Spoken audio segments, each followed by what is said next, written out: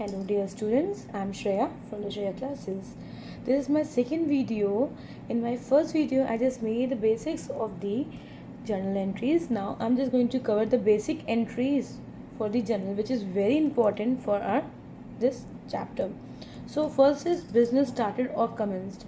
Commenced means we are going to start a business. आप अगर business start करते हैं या कोई भी आपका ओनर या भी कोई भी करता है स्टार्ट, तो क्या होता है उसमें लिखा होता है बिज़नेस स्टार्ट किया गया. अब कैश से हो, चेक से स्टार्टेड हो, चाहे स्टॉक से हो, तो जिस चीज़ से भी आप स्टार्ट करेंगे अपना बिज़नेस वो डेबिट होगा. लाइक कैश अगर स्टार्ट कर रहे हैं क्योंकि आपके बिज़नेस में कैश आ रहा है, that's why it's a real, तो ये आपके उसमें व्हाट कम्स इन, तो वो डेबिट हो जाएगा.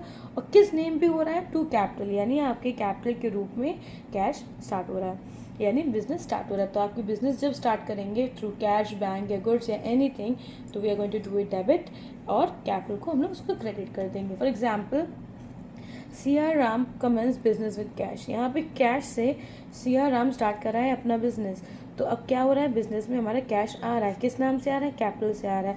तो cash account debited to capital account. ये हमारी पहली एंट्री होती है कमेंसमेंट की. अब हम लोग सेकेंड एंट्री तक की पहुँचते हैं, जो कि वेरी वेरी इंपॉर्टेंट है, परचेजेस. अब परचेजेस यानी आप सामान खरीद रहे हैं तो आपके बिजनेस में आ रहा है, यानी इट कम्स इन, यानी रियल अकाउंट. तो क्या हम लोगों ने पढ़ा था रियल अकाउंट में व्हाट कम्स इन वो डेबिट होगा. इसी तरीके से परचेजेस होगा जो भी वो डेबिट होगा क्योंकि वो हमारे बिजनेस में आ रहा है. अब हमने कैश से ख़रीदा हो या चेक दे के या किसी पे क्रेडिट पे, अगर हम क्रेडिट पे लेते हैं तो हम लोग क्या करते हैं, उस पर नेम लिख देते हैं. अब एग्जाम्पल देखते हैं. बॉट गुड्स फॉर कैश, हम लोग ने गुड्स खरीदे कैश से, तो क्या होगा, आप ध्यान रखिएगा गाइस, हमने पहले वाले पार्ट में भी बता रखा है कि जहाँ गुड्स आएंगे बॉट के नेम पर, वहाँ हम लोग को परचेजेस ही लिखना है. ओके फ्रेंड्स, तो परचेजेस अकाउंट डेबिटेड, यानी बिकॉज इज कमिंग, हमारे अकाउंट में गुड्स आ रहे हैं तो परचेजेस हमारे बिजनेस में आ रहे हैं, तो purchases account debited to cash, यानी हमारे से क्या जा रहा है, व्हाट गोज आउट, यानी कैश जा रहा है, इसलिए purchases account to cash account. अब एक एग्जाम्पल देखते हैं. Bought goods from Ram. अब रामा, यहाँ पे रमा से हम लोग ने गुड्स खरीदे. अब आप समझ रहे हैं कि ये क्रेडिट पे है, तो क्या होगा, खरीदे तो गुड्स आपने. अब यहाँ पे किसी का नाम होता है पर्टिकुलर, तो हम उस गुड्स का पर्टिकुलर नाम डालते हैं, पर फिलहाल यहाँ गुड्स है, तो आप क्या लिखेंगे, परचेजेस अकाउंट डेबिटेड. अब यहाँ पे हमने क्रेडिट पे ख़रीदा है, डैट्स वाई यहाँ फॉर कैश, बाई कैश कुछ नहीं लिखा है, ना चेक, कुछ भी नहीं लिखा है, तो हम राम लिखेंगे, रमा लिखेंगे. अब आप जानते हैं इसको दो तरीके से, अपॉस्ट्रोफी एस लगा के रमाज अकाउंट लिख सकते हैं, अब नहीं तो आप इस तरह से भी इसको लिख सकते हैं. नाउ और next example, bought furniture for cash from CR limited. अब क्या है, हमने देखिए गुड्स का नेम, पर्टिकुलर नेम मिल गया है, तो जब भी पर्टिकुलर नेम मिलेगा तो हम परचेजेस की जगह में वही लिखेंगे. क्वेश्चन में कहा है कि फर्नीचर को खरीदा गया कैश से, किससे, CR लिमिटेड से खरीदा. आपको स्टूडेंट बहुत अच्छा सा हिंट दे देते हैं. जिस भी एंट्री में कैश लिखा होगा, जिस भी ट्रांजेक्शन में कैश लिखा होगा, आपको वहाँ नेम चाहे जितना दिया हो, वो सिर्फ कंफ्यूज करने के लिए बच्चों को दिया जाता है, तो आपको वो उनका नेम भूल कर आपको कैश की एंट्री करनी होगी.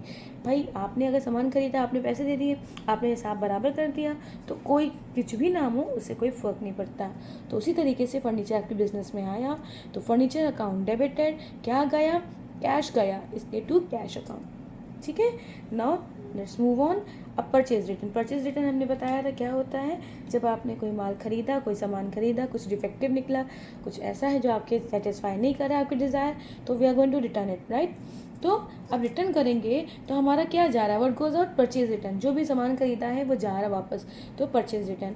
अब या तो पैसा दिया है तो पैसा मिल जाएगा, चेक दिया है तो चेक, नहीं तो यहाँ पे आपको क्रेडिट पे आपने लिया है तो क्रेडिट पे भी आ जाता है. ठीक, यानी आप जिसको भी सामान दे रहे हो तो वो उसका नाम के पास जा रहा है, नहीं तो हम लोग को ये मिल रहा है वापस, इसलिए वो डेबिट हो रहा है. एग्जाम्पल से समझते हैं, इसलिए आ जाएगा.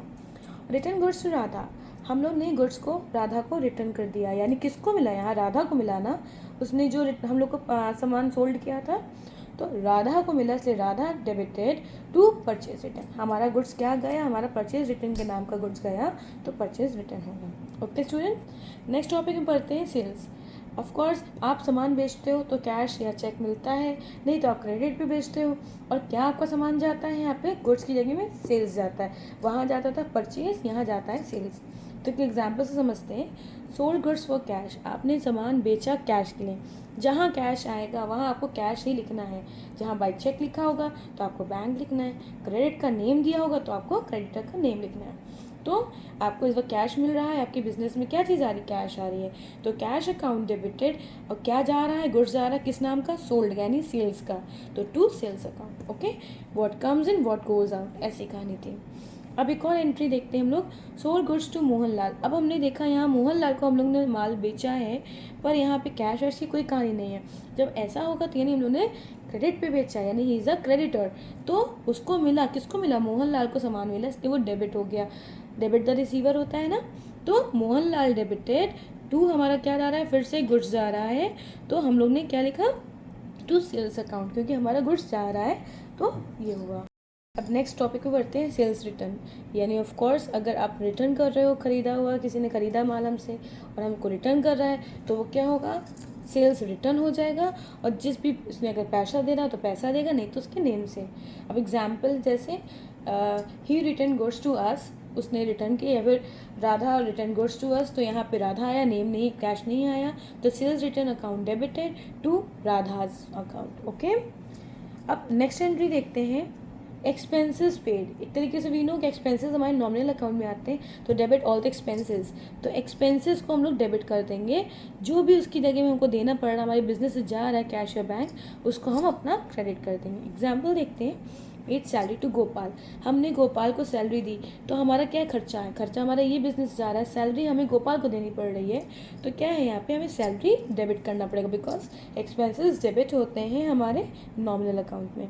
बट यहाँ गोपाल हो चाहे किसी का भी नाम हो, उससे कोई फ़र्क नहीं पड़ता, आपने कैश के रूप में दे दिया तो वो कैश माना जाएगा।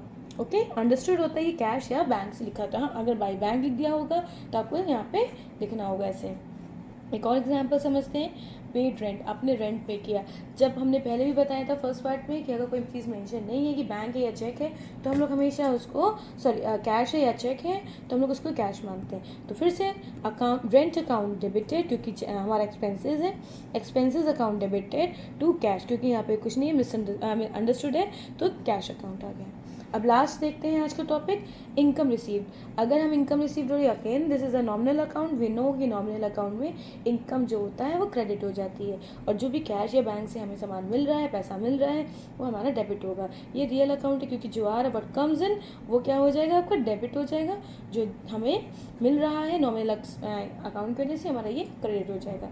एग्जाम्पल देखते हैं, रिसीव्ड कमीशन, आपने कमीशन पाया, फिर से अंडरस्टूड था कैश मिल रही होगा, तो आपके बिजनेस में क्या आया, आपके पास क्या आया, कैश आया, तो कैश अकाउंट डेबिटेड, और क्या था इनकम रिसीव्ड होने में, to commission account. Okay guys, तो अगर आपको मेरी वीडियो पसंद आई है तो प्लीज़ एंड प्लीज़ सपोर्ट करें मुझको, लाइक एंड मेरी वीडियोज़ को शेयर करें एंड सब्सक्राइब करें। Thank you so much.